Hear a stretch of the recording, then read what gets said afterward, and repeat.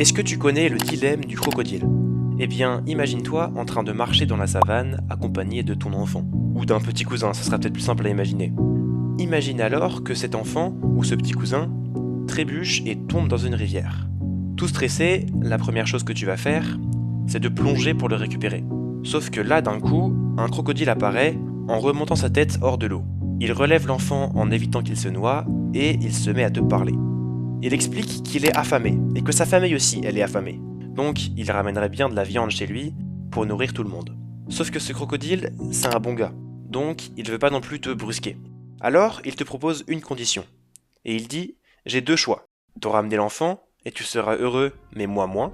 Ou alors, je le garde et il nourrira ma famille et tu seras malheureux. Alors, on va jouer un jeu. Si t'arrives à deviner ce que je vais faire de l'enfant, je te le rends. Si tu te trompes, il sera dévoré. Eh ben, qu'est-ce qu'on fait alors? Qu'est-ce qu'on dit? Il y a deux choix qui s'offrent. Le premier, c'est de dire au crocodile qu'il va rendre l'enfant. Alors, le crocodile, en retour, pourra soit te le ramener et en effet tenir parole, soit le dévorer, et donc on a mal prédit le sort de l'enfant. Dans ce cas, il n'y a pas de paradoxe, juste l'espoir que le crocodile soit gentil, en plus d'être juste et de respecter sa parole. Sinon, il y a le deuxième choix. Tu dis au crocodile qu'il va dévorer l'enfant.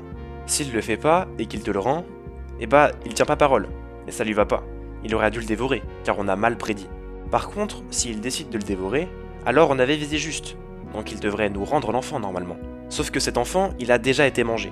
Le crocodile, il a pas tenu sa parole. Dans les deux cas, ce crocodile, il peut rien faire s'il veut rester juste. Et comme ce crocodile, ça reste un bon, eh ben il est bloqué. Il s'est lui-même créé un paradoxe. La seule bonne réponse dans cette histoire, c'est de dire au crocodile « Tu vas manger mon enfant ou tu vas me le rendre ». Le crocodile ne peut dans ce cas pas manger l'enfant parce qu'on a forcément bien prédit. Sa seule option pour lui de rester un crocodile juste est de rendre l'enfant et de tenir sa parole. Ce paradoxe à la base, il a été écrit par Lucien de Samosate, qui mettait pas encore l'enfant dans la bouche d'un crocodile, mais d'un autre philosophe, avec qui il devait sûrement pas avoir les mêmes idées. Ça revient un peu à un paradoxe du menteur, une phrase qui se caractérise elle-même de mensonge. Elle n'est alors ni vraie ni fausse. Le paradoxe du crocodile, il existe parce qu'il y a un problème d'auto-référentiel. Et c'est de ça dont on va parler aujourd'hui, de notre vision auto-référencée.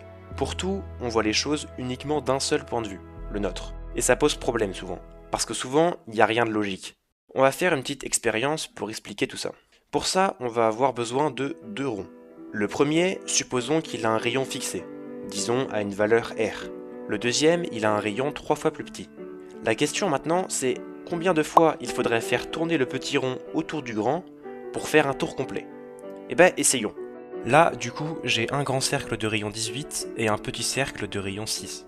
Et on fait tourner le petit cercle autour du grand, et ça nous fait 1, 2, 3 et 4 tours du petit cercle. En pratique, ça fait 4. 4 tours du petit cercle pour faire le tour du grand. Maintenant, essayons de vérifier ce résultat par des maths quand même, pour pas dire n'importe quoi. On a le périmètre du grand cercle qui vaut 2pi fois r. C'est la longueur que le petit cercle va devoir parcourir. Et ce petit cercle, il a un périmètre de 2pi fois r sur 3.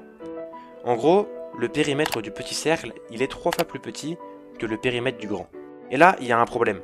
Parce qu'on trouve 4 en pratique, mais 3 en théorie. Je vous promets qu'il n'y a pas de triche, vous pouvez tester chez vous, ça sera pareil. Mais la raison pour laquelle la théorie coïncide pas avec la réalité, elle est toute bête, c'est le référentiel. En fait, en faisant tourner le petit cercle, on a oublié qu'il faisait encore un tour de plus en tournant autour du grand. Notre référentiel, il est biaisé. Regardez, si on se mettait à la place du centre du grand cercle, ce qui se passe. Je le précise juste, l'extrait que vous voyez, il vient de la chaîne Veritasium, que je vous conseille vivement d'aller check. Mais je vous avoue que j'ai pas le budget pour me procurer une caméra 3D comme ici. En étant du point de vue du centre du cercle, on a bien la valeur théorique. Le petit cercle, il tourne 3 fois sur lui-même pour parcourir le périmètre du grand. Le quatrième tour qu'on observait avant, c'est la rotation supplémentaire que le chemin que doit emprunter le petit cercle force à faire. On a 3 vraies rotations et une quatrième fictive, qui apparaît parce qu'on était mal positionné, parce que notre référentiel était pas le bon. A nouveau, le quiproquo, il vient d'un problème d'autoréférentiel. Partout, on juge mal des choses. Partout, on regarde pas comme il faut. Partout, on oublie de se mettre à différents points de vue. Et ça, c'est un phénomène courant. Je pense que vous avez déjà lu ou vu quelque part quelque chose du genre. Il y a un gars dans une voiture de course géniale qui se plaint d'être dans les bouchons. Puis, juste derrière, un père de famille, classique, dans un SUV classique, qui rêverait juste d'avoir la voiture du mec devant. Et encore derrière, un jeune dans une voiture à 200 000 km, qui rêverait juste de pouvoir s'acheter un SUV.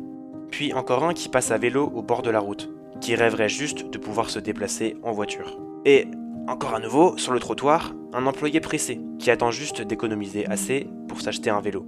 Et puis, pour finir sur le banc, un vieillard, qui voudrait juste revenir dans le temps pour recommencer à pouvoir courir et à marcher normalement.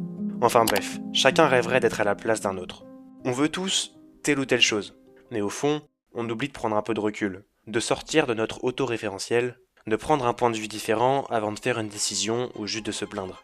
Et j'en suis le premier. L'autoréférence, c'est vraiment pas bon.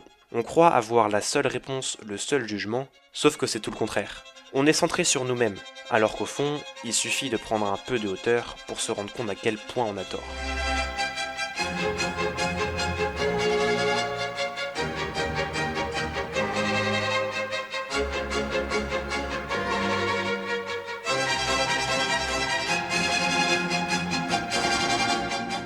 En restant bloqué dans un autoréférentiel, on se trompe sur un paquet de choses.